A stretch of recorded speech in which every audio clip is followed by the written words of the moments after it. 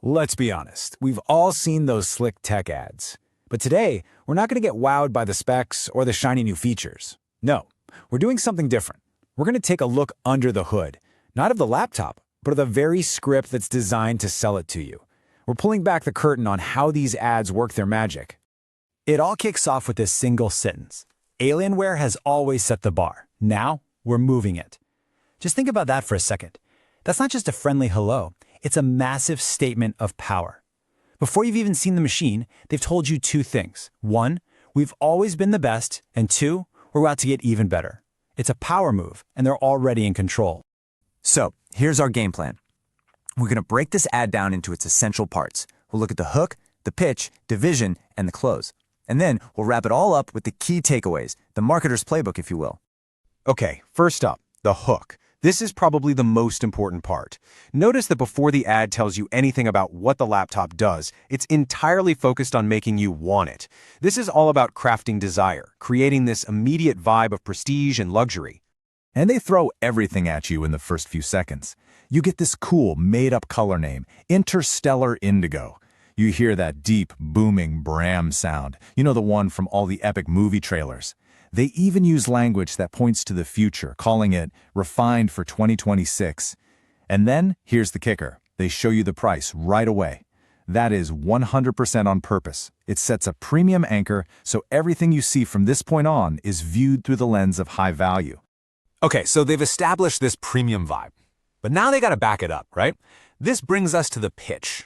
And this is where they unleash a fire hose of impressive-sounding tech specs to prove that this machine is an absolute beast. For example, they don't just say, hey, it's got new graphics memory.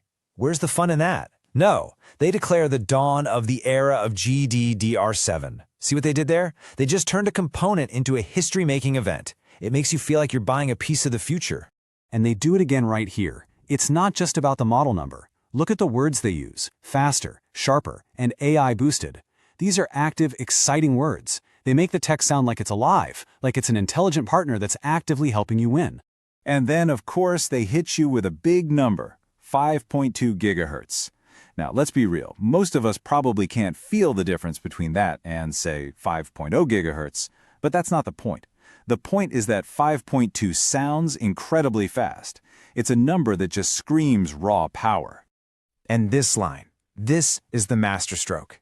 This is where they take all that technical mumbo-jumbo, the GDDR7, the RTX, the gigahertz, and they translate it into something you can feel. It's not just hardware anymore. It's a tactical advantage. It's a tool that helps you dominate. When you put it side by side like this, the strategy becomes so obvious. Fast graphics? No, that's boring. It's next-gen dominance.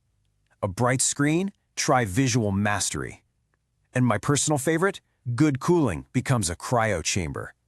Every feature is given a name that makes it sound exclusive and ridiculously advanced.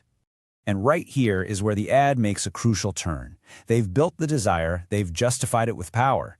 Now the conversation shifts. It stops being about what the product is and starts being about who you can become when you own it.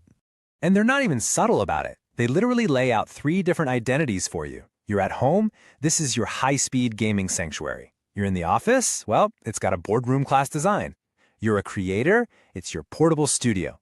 They're selling you 3 different versions of an awesome, successful life, all powered by this one laptop. And this is why it works so well. The decision to buy stops being about logic and starts being about emotion. You're not just buying a machine with a fast processor. You're buying an identity. You're making a statement that you're a competitive gamer or a serious executive or a brilliant creator. The laptop is just a costume for the role you want to play.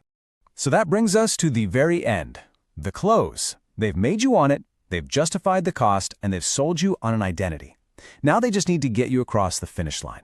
They have to seal the deal, and they use a very specific formula to do it. Look at this structure. It's a perfect sequence. First, they remind you how cool it looks with its iconic design. Then they tell you it's a smart investment because it's future-ready. Then they take away any fear you might have by offering on-site service. They say the price one more time just to make it feel normal, and it all builds up to that final, powerful command, own the future. It's brilliant. It makes you feel like a boss before you've even spent a rupee. So when you strip it all down, what's the playbook here? What are the key moves that we've just seen in action? It really comes down to these 4 key techniques. 1. Lead with emotion. Make people desire the thing before they even know what it does. 2. Weaponize that technical jargon to sound powerful and justify the price. 3. Sell an identity, not a product. Show people who they could be. And 4. Close with a confident, step-by-step formula that removes any last-minute doubts. That's the engine that makes this whole ad run. So now you know the secrets. You've seen the wizard behind the curtain, and I guarantee you're going to start seeing this pattern everywhere. So the next time you see an ad for a phone, a car, anything, ask yourself, okay, what story are they really telling me here? And more importantly, what identity are they trying to sell me?